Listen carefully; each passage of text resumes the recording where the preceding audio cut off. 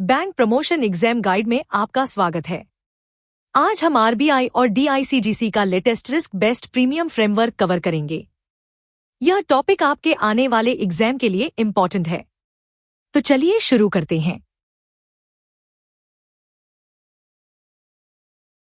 यह सवाल deposit insurance के नए सिस्टम का फाउंडेशन है। इसे ध्यान से पढ़िए। Which of the following statements is are correct regarding the risk-based premium (RBP) framework for deposit insurance notified by the RBI and Deposit Insurance and Credit Guarantee Corporation in February 2026? 1. The new framework replaces the flat rate model and becomes operationally effective from 1st April 2026. 2. Under the new matrix, Category A, lowest risk, banks will pay a premium of 8 paise per rupees 100, while Category D, highest risk, banks will pay 12 paise. 3. The primary objective of shifting to RBP is to mitigate moral hazard by linking insurance costs directly to a bank's risk profile. 4. The ceiling rate for the highest risk category is set at 15 paise per rupees 100 to penalize non-performing banks. Option A. 1 and 3 only. Option B. 1, 2 and 3 only. Option C. 2 and 4 only. Option D. 1, 2, 3 and 4.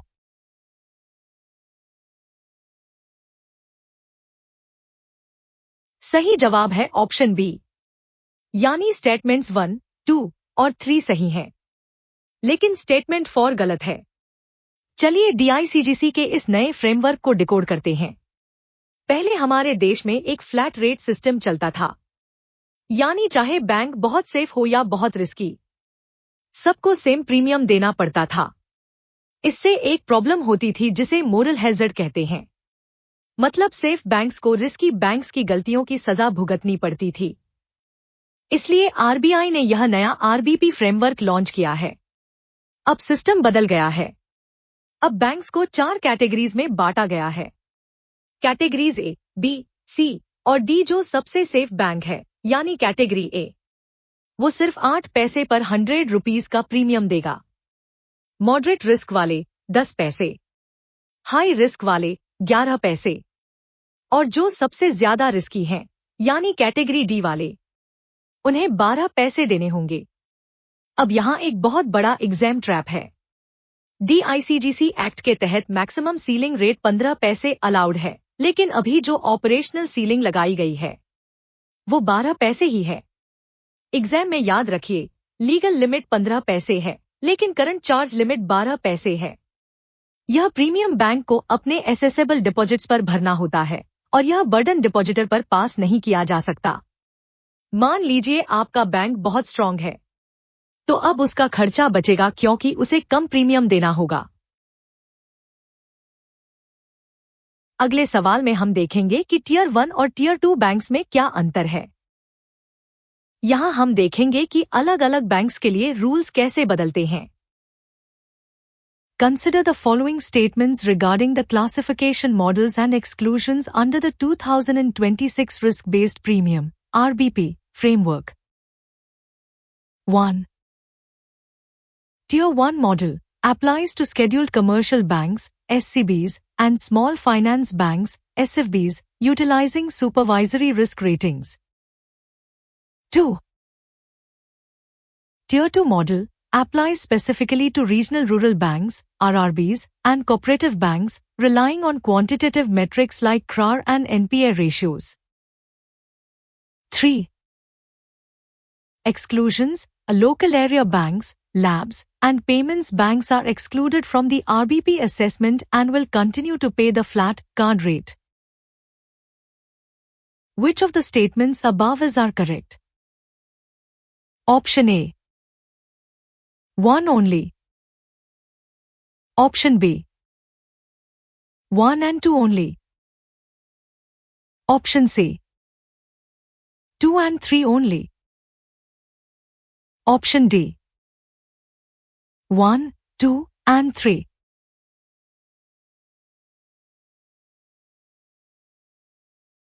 सही जवाब है option D, यानी तीनों statements एकदम सही हैं। यह RBP framework one size fits all नहीं है। इसे 2 टियर्स में बांटा गया है। टियर 1 मॉडल बड़े बैंक्स के लिए है। इसमें शेड्यूल कमर्शियल बैंक्स और स्मॉल फाइनेंस बैंक्स आते हैं। इनका रिस्क चेक करने के लिए आरबीआई अपने इंटरनल सुपरवाइजरी रिस्क रेटिंग्स का यूज करता है, जो काफी कॉम्प्लेक्स होता है। अब आते हैं टियर 2 मॉडल पर। यह मॉडल छोटे और रीजनल बैंक्स के लिए है, जैसे आरआरबी और कोऑपरेटिव बैंक्स। इनका डेटा उतना डिटेल में नहीं होता, इसलिए इनका रिस्क चेक करने के लिए सिंपल क्वांटिटेटिव मेट्रिक्स यूज होते हैं, जैसे कि सीआरआर और एनपीए रेशियो। अगर एनपीए ज्यादा है तो प्रीमियम ज्यादा होगा। अब यहाँ एक और इम्पोर्टेंट पॉइंट है एक्सक्लूजन का। कुछ बैंक्स ऐसे हैं जिनका बिजनेस मॉडल एकदम अलग है, जैसे लोकल एरिया बैंक्स और payments banks. Payments banks loan नहीं देते, इसलिए उनका रिस्क प्रोफाइल अलग होता है। ऐसे बैंक्स को इस आरबीपी मैट्रिक्स से बाहर रखा गया है। उन्हें अभी भी पुराना वाला फ्लैट कार्ड रेट ही देना होगा, जो 12 पैसे है। एग्जाम में याद रखिए, पेमेंट्स बैंक्स और एलएबी को रिस्क बेस्ड डिस्काउंट नहीं मिलता। यह भेदभाव इसलिए है क्योंकि इनके पास हिस्टोरिकल डेटा की कमी है या इनका ऑपरेशन बहुत लिमिटेड है। अगला सवाल इन रूल्स के ऑपरेशनल साइड और पेनल्टी पर फोकस करेगा। इन ऑपरेशनल गाइडलाइंस को इग्नोर मत करना, यह सेक्शन एग्जाम में कंफ्यूज करता है। Which of the following statements best describes the operational guidelines, incentives, penalties, and disclosures mandated under the 2026 Risk-Based Premium (RBP) framework? 1. Confidentiality. Banks are strictly prohibited from disclosing their assigned risk category A, B, C, or D to the public or using it for marketing. 2. PCA penalty. Banks placed under the Prompt Corrective Action (PCA) or Supervisory Action Framework (SAF) are automatically assigned the ceiling rate 12 paise. 3. Vintage incentive. Tier 2 banks with 25 years of satisfactory operations may receive a premium rebate of up to 25%. Option A. 1 and 2 only. Option B. 2 and 3 only. Option C. 1 and 3 only. Option D. 1, 2 and 3.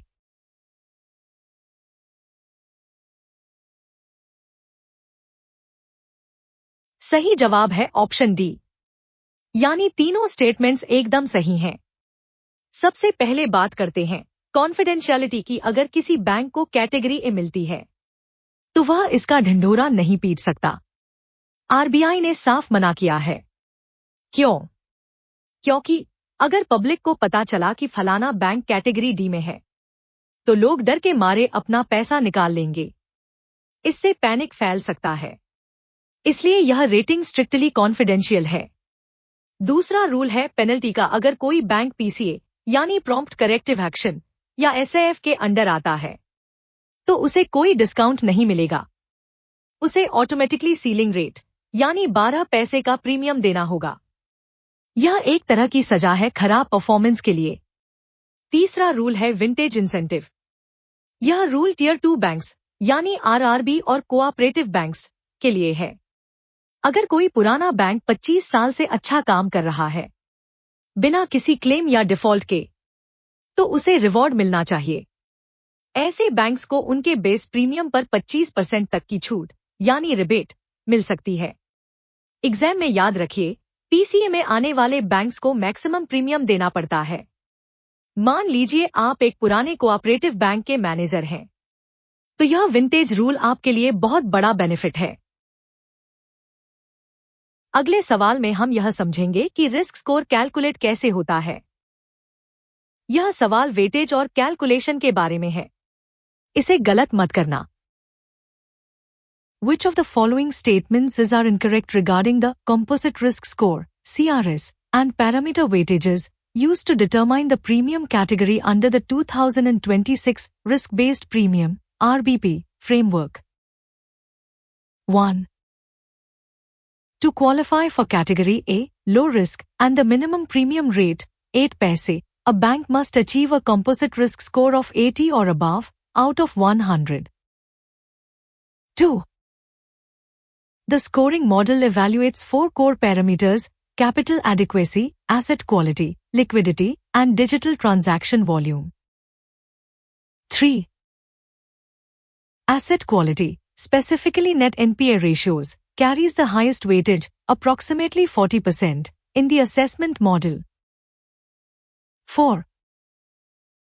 Management quality is assessed objectively using RBI supervisory findings, not through the bank's self-declaration. Option A.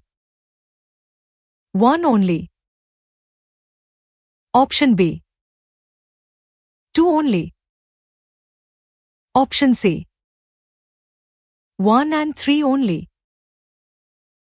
Option D. 2 and 4 only.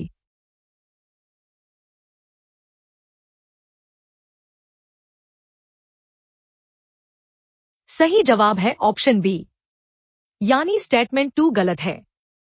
चलिए देखते हैं क्यों। Statement 2 कहता है कि digital transaction volume को scoring में गिना जाता है। यह बिल्कुल गलत है। आरबीपी फ्रेमवर्क कैमल्स मॉडल पर बेस्ड है। इसमें 4 मेन पिलर्स होते हैं: capital adequacy, asset quality, liquidity और अर्निंग्स यानी आरओए। इसमें डिजिटल वॉल्यूम का कोई काम नहीं है। अब बाकी स्टेटमेंट्स को समझते हैं। कैटेगरी ए में आने के लिए बैंक को 100 में से कम 80 नंबर लाने होते हैं। यह बहुत हाई बेंचमार्क है। स्टेटमेंट 3 बिल्कुल सही है। एसेट क्वालिटी यानी नेट एनपीए सबसे जरूरी पैरामीटर है। इसका वेटेज सबसे ज्यादा है, लगभग 40%। अगर एनपीए बिगड़ा तो स्कोर सीधे नीचे गिरेगा। स्टेटमेंट 4 भी सही है। मैनेजमेंट क्वालिटी चेक करने के लिए बैंक की बातों पर भरोसा नहीं किया जाता। आरबीआई अपने इंस्पेक्शन रिपोर्ट्स और सुपरवाइजरी डेटा का यूज करता है। यह पूरी तरह ऑब्जेक्टिव होता है। एग्जाम में याद रखिए, अगर स्कोर 50 से कम है तो बैंक सीधे कैटेगरी डी में चला जाएगा। यह स्कोरिंग सिस्टम यह सुनिश्चित करता है कि सिर्फ फाइनेंशियली साउंड बैंक्स को ही कम प्रीमियम का फायदा मिले। डेटा वैलिडिटी और डेडलाइंस पर यह सवाल बहुत क्रिटिकल है। Consider the following statements regarding the assessment cycle and data validity norms for deposit insurance premiums effective from 1st April 2026. 1. Reference date: the risk category for a financial year, example FY 2026 to 27, is based on the audited financial data of 31st March of the preceding financial year, 31st March 2025. 2. Validity: the assigned risk category remains valid for the full financial year. Banks cannot appeal for a mid-year upgrade based on quarterly improvements. 3. Non-compliance: if a bank fails to submit the required data within the stipulated timeline, it is automatically classified as Category D, ceiling rate, as a penalty. Which of the statements above are correct? Option A. 1 and 2 only. Option B. 2 and 3 only. Option C. 1 and 3 only. Option D. 1, 2 and 3.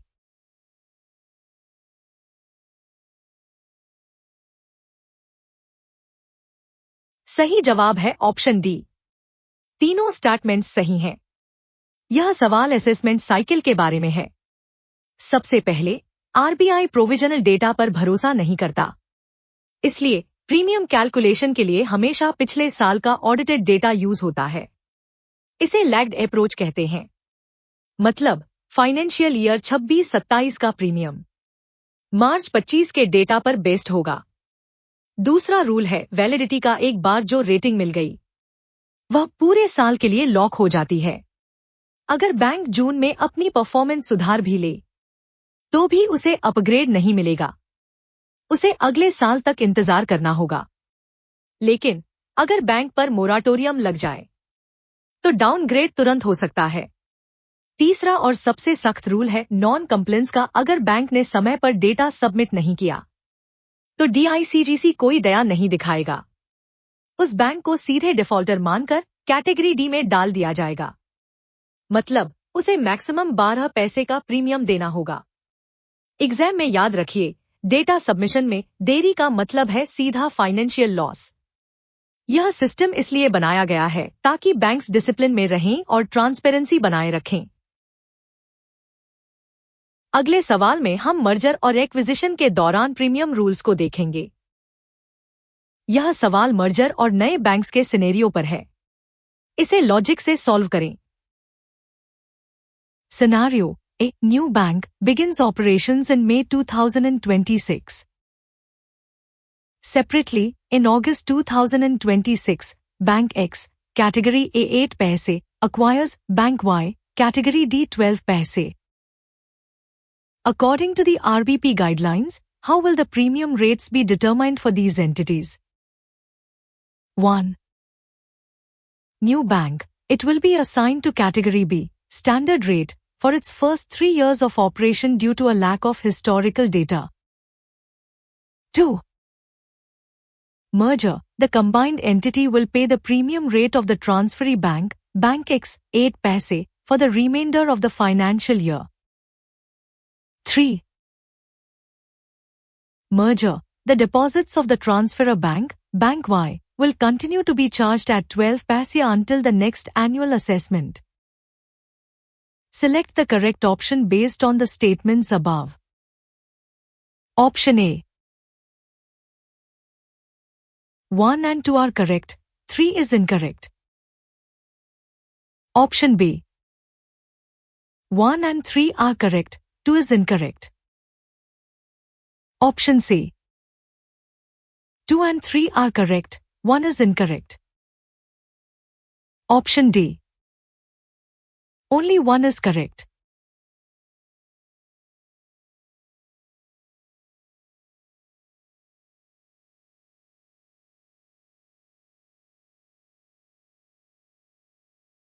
सही जवाब है option A, यानी statement 1 और 2 बिल्कुल सही हैं। चलिए इस सिनेरियो को डिकोड करते हैं। सबसे पहले नए बैंक का केस देखते हैं।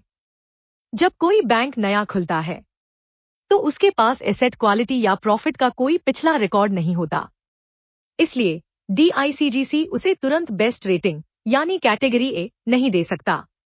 रूल के हिसाब से नए बैंक्स को पहले 3 साल प्रोबेशन पीरियड में रखा जाता है।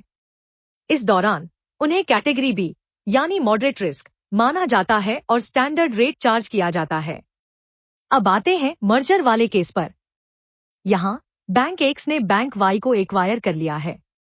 लीगल टर्म्स में बैंक वाई अब एग्जिस्ट नहीं करता, वह बैंक एक्स का हिस्सा बन चुका है।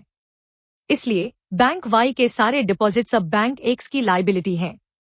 चूंकि सर्वाइविंग एंटिटी बैंक एक्स है और उसकी रेटिंग ए है, तो मर्जर के तुरंत बाद सारे डिपॉजिट्स पर 8 पैसे का लोअर रेट लगेगा। स्टूडेंट्स अक्सर यहाँ गलती करते हैं। वे सोचते हैं कि पुराने डिपॉजिट्स पर पुराना हाई रेट ही चलता रहेगा। यह गलत है। एग्जाम में याद रखिए, मर्जर के केस में हमेशा ट्रांसफरी बैंक यानी सर्वाइवर बैंक का रेट ही अप्लाई होता है। दोस्तों, आज हमने डिपॉजिट इंश्योरेंस के नए रिस्क बेस्ड फ्रेमवर्क को गहराई से समझा। मर्जर रूल्स और पेनल्टी क्लॉज को एक बार फिर रिवाइज कर लें, क्योंकि यहां से सवाल जरूर आएगा। अगर आपको यह सेशन हेल्पफुल लगा तो लाइक करें और अपने बैंकिंग ग्रुप्स में शेयर करें। अगले सेशन में मिलते हैं एक नए टॉपिक के साथ। तब तक पढ़ते रहिए और आगे बढ़ते रहिए।